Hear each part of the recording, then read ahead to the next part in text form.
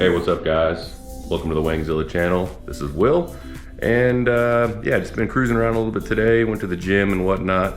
And I finally, as you can see here, have received my missing quick jack box. This actually is not the original missing box.